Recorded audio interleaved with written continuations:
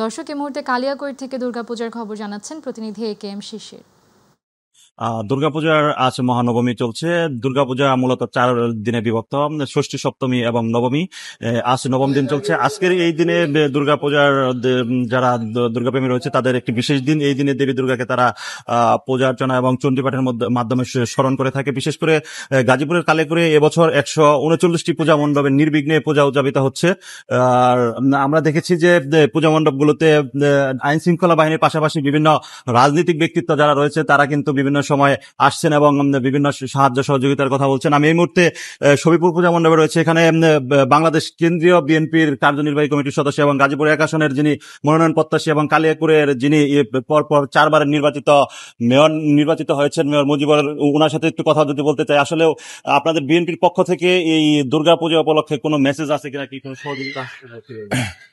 সকলকে শারদীয় শুভেচ্ছা আমাদের দলের ভারপ্রাপ্ত চেয়ারম্যান তারেক রহমান সাহেবের পক্ষ থেকে।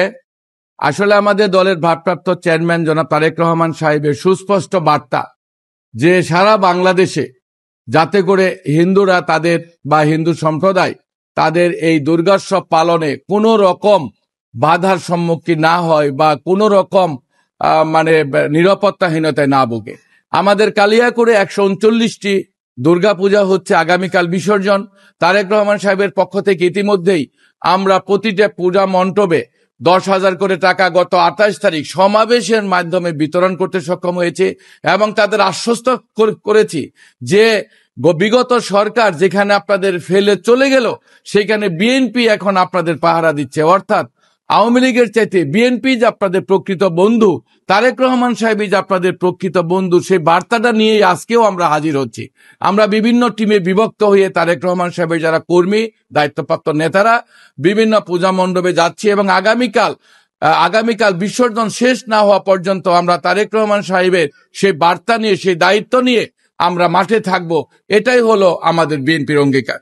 ধন্যবাদ। আসলে শুনছিলেন যে আসলে বিএনপির পক্ষ থেকে তারা বিভিন্ন টিমে বিভক্ত হয়ে কিন্তু গাজীপুরের কালিয়াকৈরের যেসব পূজা মণ্ডপগুলো রয়েছে সেখানে তারা নিরাপত্তা দিচ্ছেন এবং আগামীকাল পর্যন্ত বিএনপির যারা নেতৃবৃন্দ রয়েছেন তারা মাঠে থাকবেন বলে কিন্তু যিনি কেন্দ্রীয় বিএনপির কার্যনির্বাহী কমিটির সদস্য মেয়র মুজিবুর রহমান তিনি ঘোষণা দিয়েছেন। তার পাশাপাশি আমার আইন শৃঙ্খলা বাহিনীর সাথে কথা হয়েছে। তারা জানিয়েছেন যে আইন শৃঙ্খলা নির্বিঘ্নে রাখতে তারা কিন্তু পুলিশের বিভিন্ন টহল টিম গঠন করেছে। আমার উপজেলা প্রশাসনের সাথে কথা হয়েছে। তারা জানিয়েছেন যে তাদের পক্ষ থেকে যতটুকু সহযোগিতা করা সম্ভব তারা কিন্তু সে সহযোগিতা করছে যাতে কোথাও কোনো অপ্রীতিকর ঘটনা না ঘটে, দুর্গাপূজা যাতে নির্বিঘ্নে করতে পারে সেই ব্যবস্থা কিন্তু করেছেন গাজীপুরের কালিয়াকৈরের সাধারণ যারা পূজা অর্চনা করে থাকেন তাদের জন্য। তো এই ছিল আমার কাছ থেকে গাজীপুর থেকে সর্বশেষ এই দুর্গাপূজার খবর।